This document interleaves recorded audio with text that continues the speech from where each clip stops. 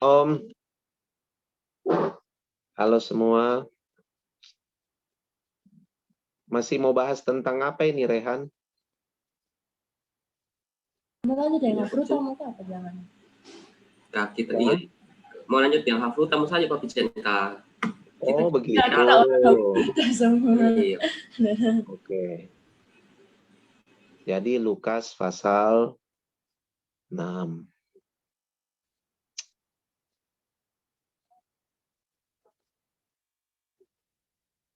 Di mana lagi dia itu? Lukas pasal 6.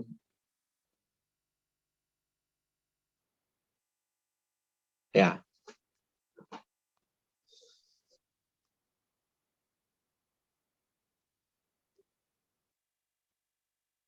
Ini di Lukas pasal 6 ini sebenarnya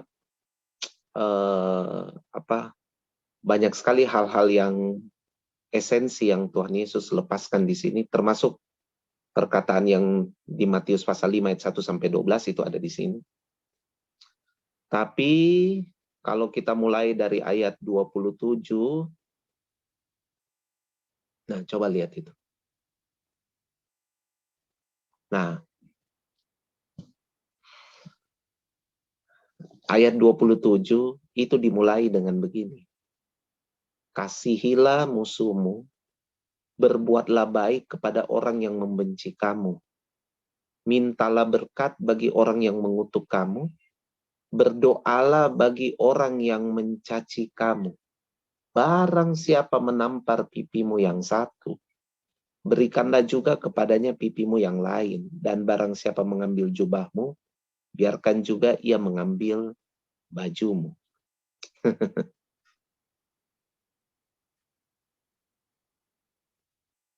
Ingat ayat 27 itu dia bilang apa? Tuhan Yesus bilang, kepada kamu yang mendengarkan aku.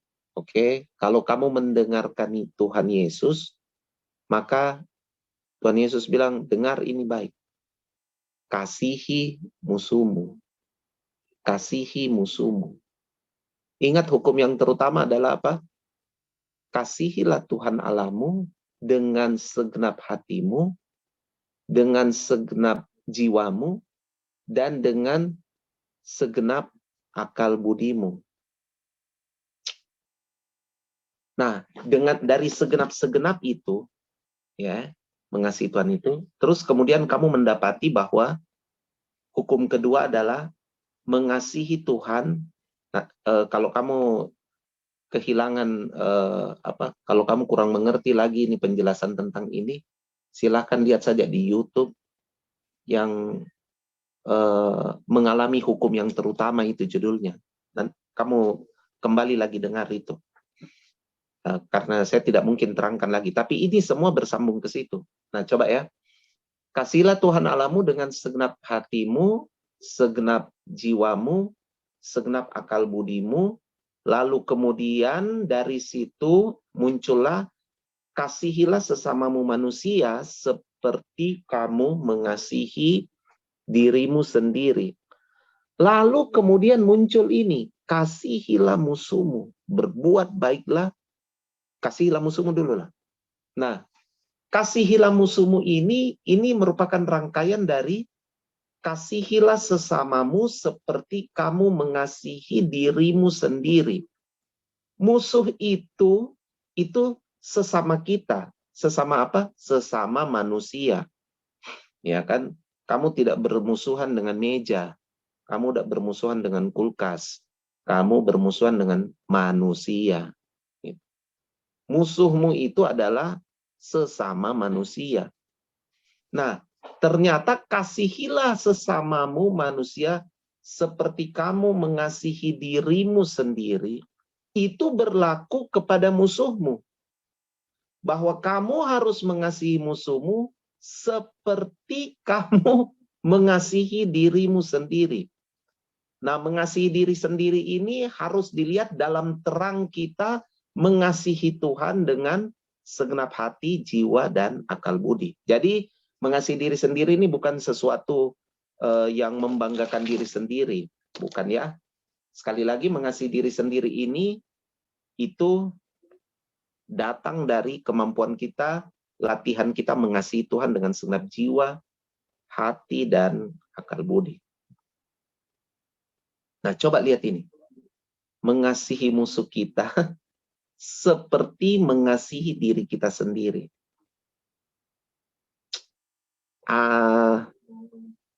Coba lihat apa yang Yesus bilang tentang mengasihi musuh. Itu adalah hal yang selalu kita lakukan buat diri kita sendiri. Apa itu? Kasihilah musuhmu, berbuat baiklah kepada orang yang membenci kamu. Sudah tentu kita berbuat baik kepada diri kita sendiri.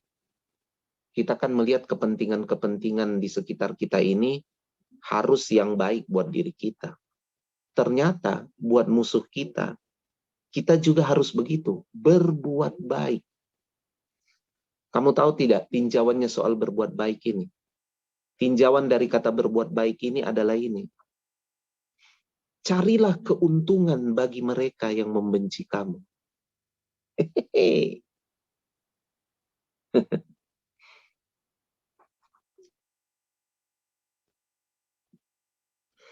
Nah, sekarang kita definisikan dulu siapa itu musuh, siapa orang yang membenci. Kamu pasti dengan mudah akan berkata bahwa orang yang dikatakan musuh atau membenci adalah orang yang benar-benar jahatin kalian. Begitu. Tapi sebenarnya orang yang merupakan musuh atau orang yang membenci kita adalah orang yang senantiasa bertentangan dengan kita, melawan, orang yang selalu against, selalu bertentangan. Itu apa? Kalau against ya berarti musuh, ya kan? Ada orang bilang gini, kita tetap sama, walaupun kita bertentangan, tapi kita tetap serumah. Tahukah saudara bahwa musuh itu dimulai dari orang dekat sendiri, ya kan? Saudara-saudaranya Tuhan Yesus itu adalah musuh karena mereka menganggap Tuhan Yesus itu gila. Ada dua penulis Alkitab yang merupakan saudara tiri Tuhan Yesus. Mereka menulis surat Yakobus dan surat Yudas. Yakobus dan Yudas itu saudara-saudara tirinya Tuhan Yesus. Tadinya mereka itu tidak percaya sama Tuhan Yesus. Yang aneh, mereka baru percaya sama Tuhan Yesus setelah Tuhan Yesus naik ke sorga. Setelah Tuhan Yesus bangkit dari antara orang mati dan naik ke sorga. Baru mereka percaya. Dan kemudian mereka menulis surat. Nah, itu yang kamu baca sekarang. Surat Yakobus dan surat Yudas. Tapi tadinya mereka itu menempatkan diri mereka sebagai enemy, sebagai musuh. Bahkan kemudian orang yang membenci Yesus karena menurut mereka Yesus itu gila. Ya, itu tertulis di Alkitab. Mereka bilang Yesus itu gila. Mereka menganggap Yesus itu tidak waras. Makanya mereka menasihatkan Yesus. Mereka bilang, kamu di sini-sini terus. Cobalah pergi ke tempat-tempat lain. Kalau orang mau diakui itu harus pergi ke tempat-tempat lain. Saya tidak usah buka ayatnya. Kalian ketemu pasti itu. Di Lukas ada. Nah, kamu pasti ketemulah. Gitu. Nah, orang yang tidak menyukai kita pertama kali itu adalah orang yang dekat dengan kita. Siapa yang paling banyak melawan kamu sebenarnya? Orang yang paling dekat dengan kamu. Bukan orang yang jauh. Yang paling banyak melawan kamu itu orang yang paling dekat dengan kamu. Ya toh? Yang paling banyak melawan Rehan siapa? Ya Rafael Kesia lah. Ya kan? Yang paling banyak tidak setuju dengan saya, ya lihatlah orang dalam rumah saya. Gitu. Tidak usah lihat, ada orang di klik ini yang tidak setuju. Enggak. Jauh sebelum orang lain itu tidak setuju dengan saya, orang di rumah saya juga banyak tidak setuju dengan saya. Banyak tidak setuju dengan saya. Semua, include Alejandra pun juga begitu. Nah, mereka itu bisa berpotensi apa? Membenci kita kan? Karena keputusan-keputusan kita, karena mungkin kesalahan kita, kelemahan kita, mereka bisa saja membenci kita. Nah, saya mau bawa kalian ke sini dulu. Supaya kalian jadi tahu begini. Kasihilah musuh itu tidak dimulai dari orang yang benar-benar membenci dirimu di luar sana. Enggak. Kita sudah menghadapi itu di dalam rumah kita sendiri. Kita hadapi itu dalam rumah kita sendiri. Besok-besok kamu pacaran. Nah, pacarmu itu ada dalam circle itu nanti. Iya. Begitu. Begitu, nak. Oke. Saya mau bawa kalian ke pengertian itu dulu. Nah, supaya begini. Kalian itu berlatih itu dari dalam, bukan berlatih di luar. Jadi di luar tidak kaget. Besok-besok di luar ada yang fitnah kalian, ada yang benci kalian, ada yang bikin cerita tidak bagus sama kalian. Kalian sudah anggap itu menjadi sesuatu yang biasa aja lah. Di tempat kuliah, di sekolah, nanti kamu kerja di kantor, ada yang cerita-cerita busuk kalian. Nah, kalian sudah anggap biasa. Karena apa? Latihannya sudah dari dalam rumah. Mengasihi orang yang membenci kita. Ya kan? Oke. Sudah? Bisa ikuti saya di sini? Saya? Oke. Saya mau pelan-pelan. Berbuat baiklah kepada orang yang membenci kamu. Jadi buat saja baik. Apa maksudnya buat baik ini? Kasih teladan saja. Kasih teladan. Jangan berhenti tidak kasih teladan saja. Saya ini tidak pernah marah atau tidak pernah pote-poteki kalian soal kalian punya ibadah youth ini yang kayak begini-begini ini. Maksudnya, kalau saya mau ikut, saya punya standar yang dulu-dulu. Aduh, saya ini orangnya saklek sebenarnya.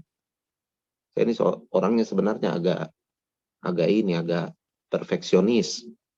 Ya, misalnya kayak ibadah begini, saya lihat percakapan di grup, ada yang bilang, tidak bisa, saya jam begini, tidak bisa, saya begini, saya begitu, saya begini, atau maafkan guys, saya lagi ada begini. Wah, itu buat saya tidak bisa ditolerir. Karena buat saya itu, manakala kita sudah menentukan hari dan jam, kita taat saja. Gitu, kita taat saja. Hari dan jam. Jadi menurut saya, ibadah itu tidak usah, kalau dulu saya, tidak usah di-fleksibelin begitu. Di-fleksibelin malah nyebelin. Karena ini orang-orang pada bikin maunya. Saya tidak bisa, saya begini, saya begitu. Pak, tidak usah. Kita tetapkan saja hari. Kita begini. Kalau ikut saya punya standar, dulu saya sudah masuk di grup itu, saya sudah intervensi kalian. Tapi saya tidak buat itu kan. Karena buat saya adalah begini.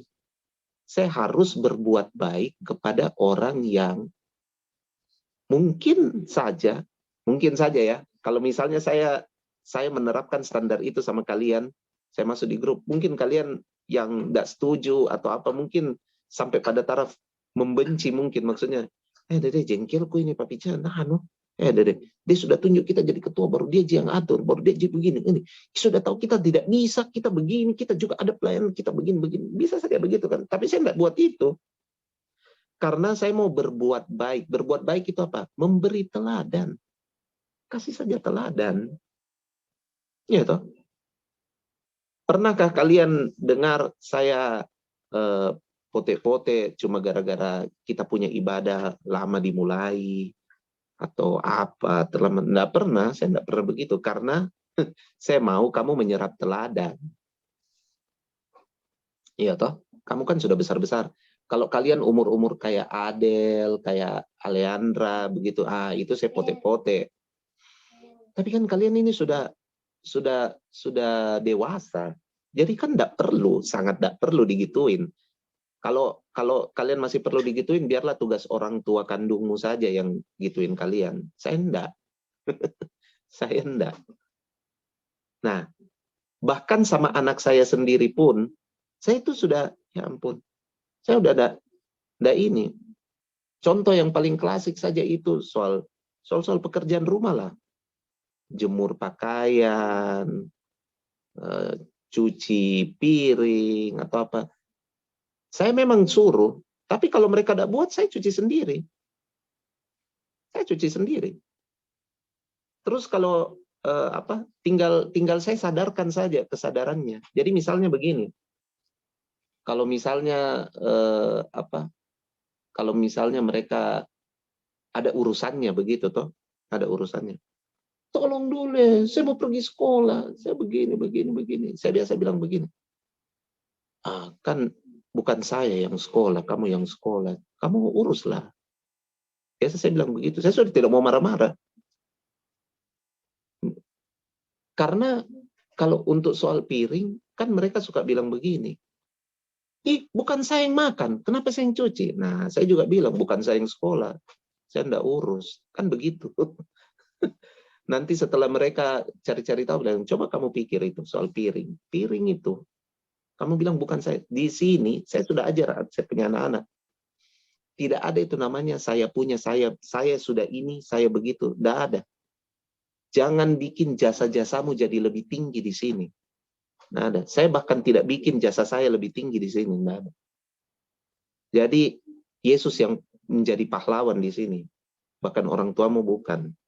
Jadi, atas dasar pemikiran itu, saya mau memberi teladan. Berbuat baiklah kepada orang yang membenci kamu. Buat baik saja. Besok-besok misalnya Rehan sebagai kakak tertua dikudeta sama dua adik-adiknya, ya berbuat baik saja. Berbuat baik apa? Kasih tunjuk teladan. Ya toh.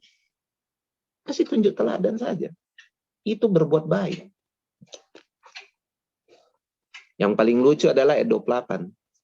Tidak cukup cuma memberikan teladan. Kita bilang apa? Mintalah berkat bagi orang yang mengutuk kamu. Nah, kalau coba lihat ini ya, coba lihat apa yang kalian punya, apa yang kita punya. Kalau kita mengasihi Tuhan dengan segenap hati, segenap jiwa, segenap akal budi, yang kita miliki itu adalah kemampuan mengasihi sesama seperti mengasihi dirimu sendiri. Di dalam kemampuan kita mengasihi sesama itu, apa yang keluar dari kita itu adalah teladan. Satu, teladan. Kemampuan melepaskan teladan. Itu luar biasa loh, kemampuan melepaskan teladan. Kemampuan melepaskan teladan. Baru kemudian setelah kemampuan melepaskan teladan, menyusul yang kedua. Kemampuan melepaskan berkat. Wih, ayat 28 bilang gini, mintalah berkat. Mintalah berkat. Kenapa kamu yang harus minta berkat? Itu indikatornya adalah ini. Karena kamu orang yang diberkati oleh Tuhan. Kapankah saya diberkati oleh Tuhan? Waktu kamu mengasihi Tuhan dengan segenap hati, segenap jiwa, segenap akal budi, di situ pencurahan berkat Tuhan yang luar biasa atas dirimu. Makanya otoritas berkat, otorisasi berkat itu ada pada kamu. Bukan pada orang yang membenci kamu. Bukan. Bukan pada orang yang mengutuk kamu. Apa itu mengutuk sebenarnya? Apa itu arti kata mengutuk? Coba kita lihat, nah. Saya buka dulu. Supaya kita tahu.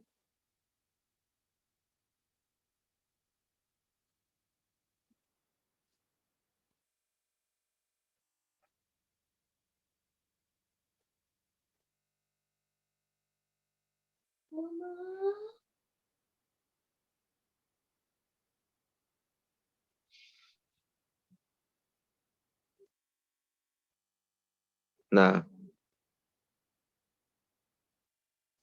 coba kita lihat arti kata mengutuk.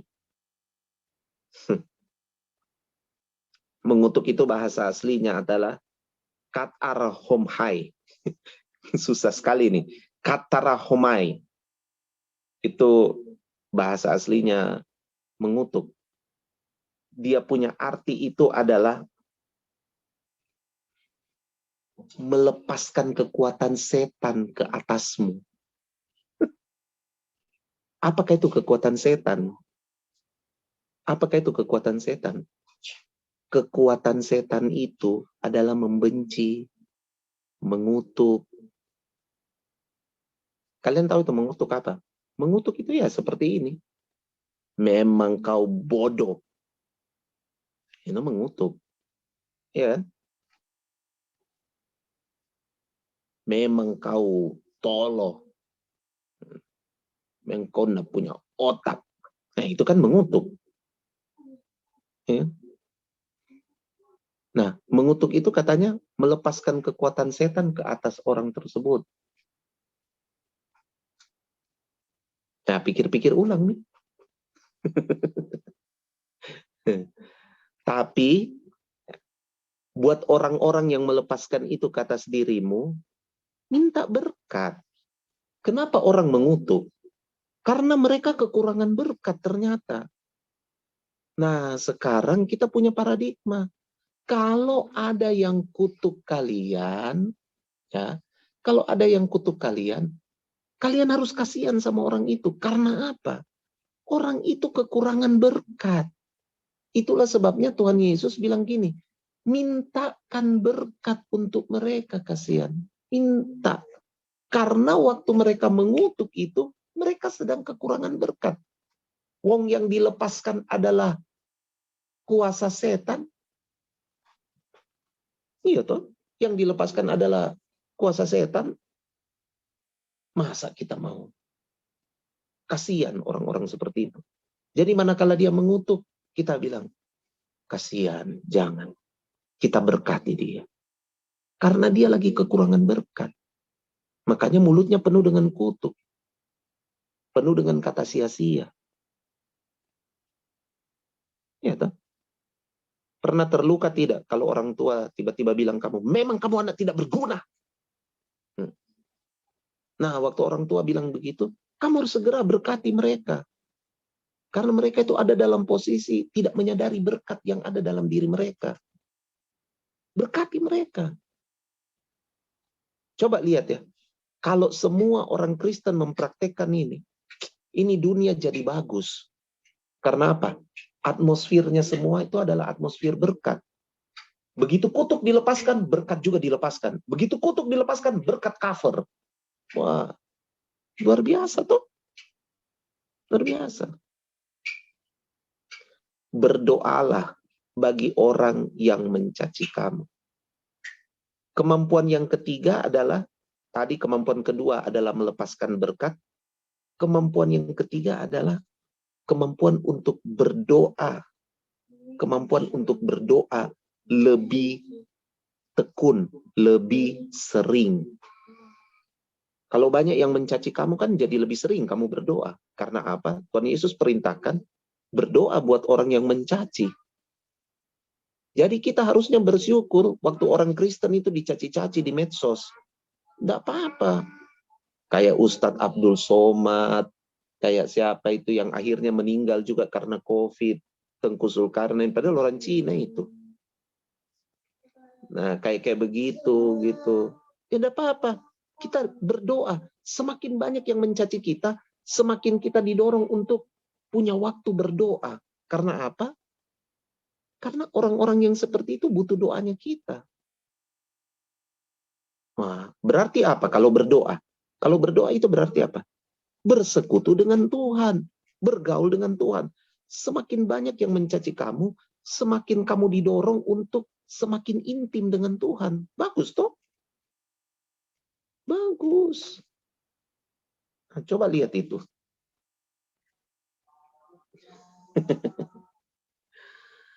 Aduh. Ada saya punya teman baik. Dia ceritai saya di mana-mana. Ceritanya tidak benar. Cuma karena dia kecewa sama saya pada satu hal. Dia ceritai saya di mana-mana. Pokoknya dia cerita, oh ceritanya ada indah lah. Awalnya saya susah hati. Saya susah karena, aduh, nanti orang nilai saya seperti apa. Tapi tiba-tiba Roh Kudus bilang sama saya begini, kenapa kamu peduli dan penilaian orang? Kamu itu dinilai olehku. Tugasmu sekarang adalah mengenal aku lebih dalam. Supaya kamu bisa berdoa buat mereka. Wow. Jadi ya saya berdoa saja. Saya berdoa saja buat mereka. Saya baik-baik saja. Teman baik nih Pak Pican. Iya, teman baik. Teman baik. Ayat 29. Barang siapa menampar pipimu yang satu, berikanlah juga kepadanya pipi yang lain. Barang siapa mengambil jubahmu, biarkan juga ia mengambil bajumu. Itu tindakan apa coba itu? Ini kan waktu kita baca ini kan kayak kita bilang tindakan bodoh-bodoh.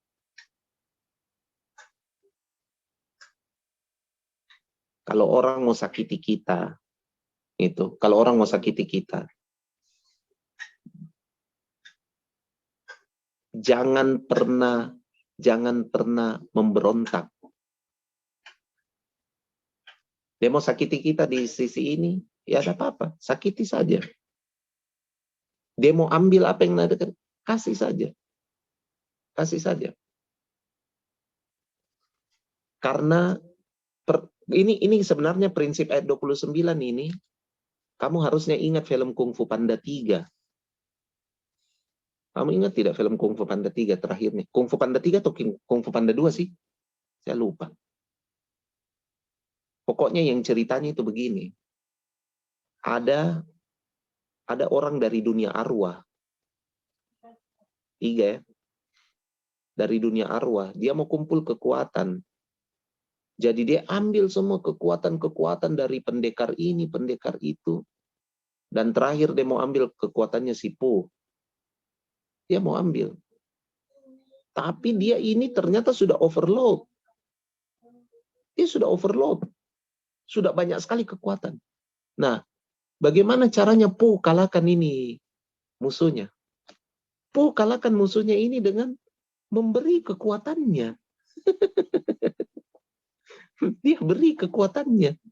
Dia beri kekuatannya. Waktu dia beri kekuatannya, overload ini musuhnya. Musuhnya overload dan dia hancur sendiri oleh karena kekuatan itu. Kamu mau tahu caranya untuk menghancurkan kebencian, untuk menghancurkan kepahitan, untuk menghancurkan kemarahan? Kasih saja. Biarkan itu mereka overload. Biarkan. Biarkan. Saya selalu ingat ceritanya papaku almarhum. Papaku itu dia punya tanah di kampungnya, diurus sama kakak iparnya. Nah, karena bertahun-tahun sudah mengurus, rupanya kakak iparnya ini kemudian merasa bahwa timbullah sense of belonging. Nah, jadi kayak merasa memiliki. Jadi dia juga sudah terlanjur cerita di kampung kalau itu dia punya. Nah, kemudian setelah bertahun-tahun tidak pernah pulang, papa saya memutuskan pulang untuk mau lihat tanah itu dan ada kemungkinan untuk menjualnya. Marahlah kakak iparnya ini. Kakak iparnya marah sekali.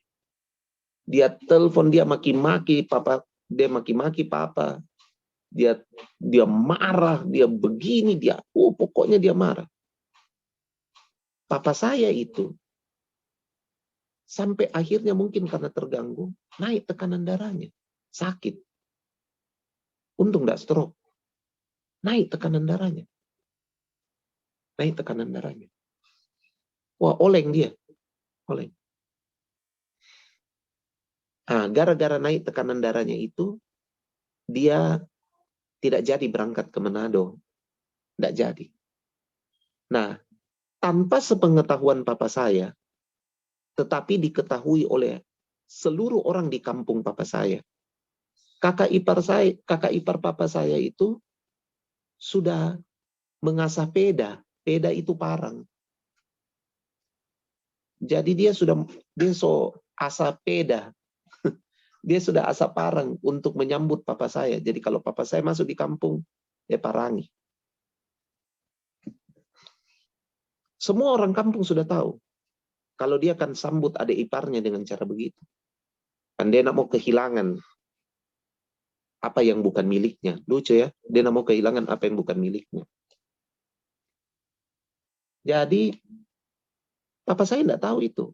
Tapi papa saya tidak jadi datang. Papa saya sakit. Kalian tahu, tiba-tiba kakak ipar saya ini, kakak ipar papa saya ini, tanpa sakit, tanpa apapun, tiba-tiba meninggal. Tiba-tiba meninggal. Meninggal. Tiba-tiba meninggal. Nah, saya mau bilang apa itu? Menurut saya, ayat 29 ini berlaku. Ayat 29 ini berlaku. Kasih saja. Kasih puas dia. Orang yang membenci, kasih puas dia benci kamu. Kasih puas dia tidak suka kamu. Kasih puas. Kasih puas saja. Kasih puas. Nanti akan ada waktunya dia overload sendiri. Dan dia akan lalot sendiri. Saya sih berdoa supaya lalot saja. Jangan mati. Kalau mati kan kasihan. Lalot sajalah. Iya. Wow. Saya pikir itu saja dulu. Nanti kepanjangan saya ngomong. Hafruta kalian enggak sampai sini kan? Mulai dari ayat 30 ya. Hafrutanya kalian itu. Kan kita ayat 37 Pak Pijen. Oh ya? Nantilah disimpan di hafruta saja itu. Tapi sebenarnya untuk mengerti hal menghakimi itu, kalian harus mengerti bagian terparahnya dulu. Kan bagian terparahnya itu ayat 27. Kalau cuma sisa menghakimi kan sudah ya sudah jalan yang lebih tidak berliku-liku lah.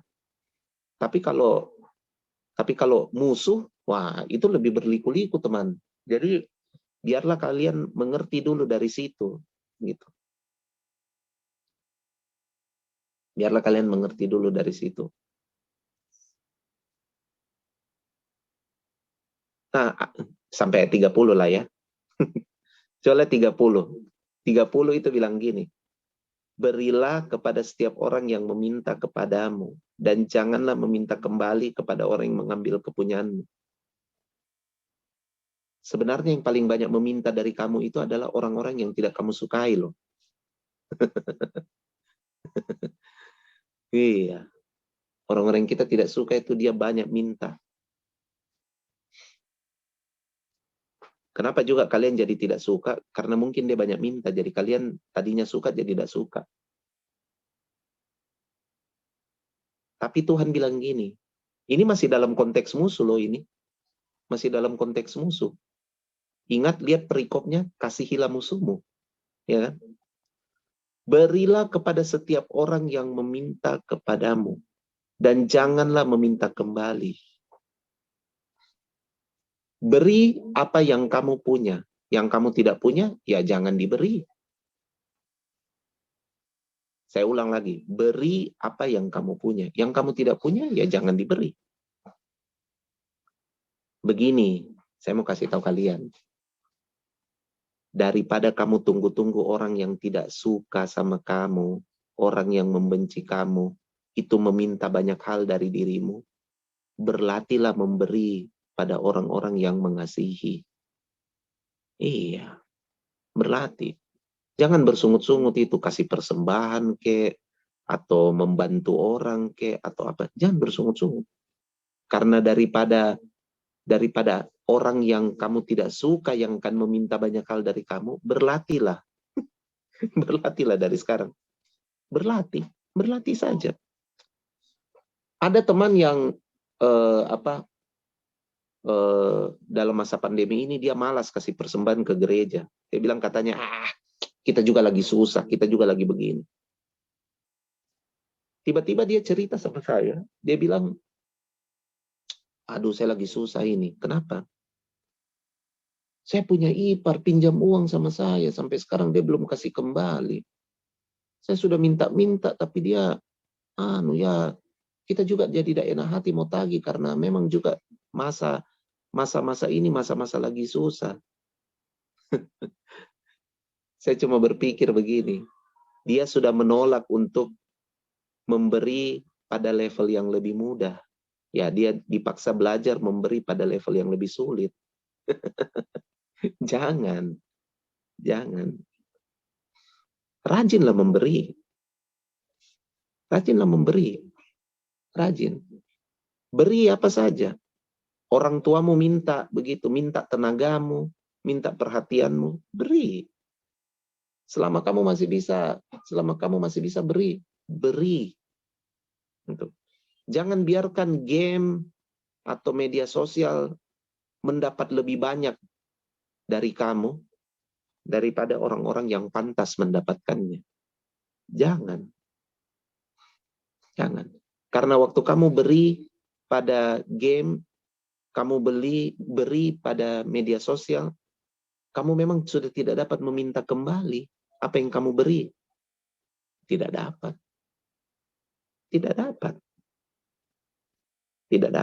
Ayat ini akhirnya menjadi kenyataan.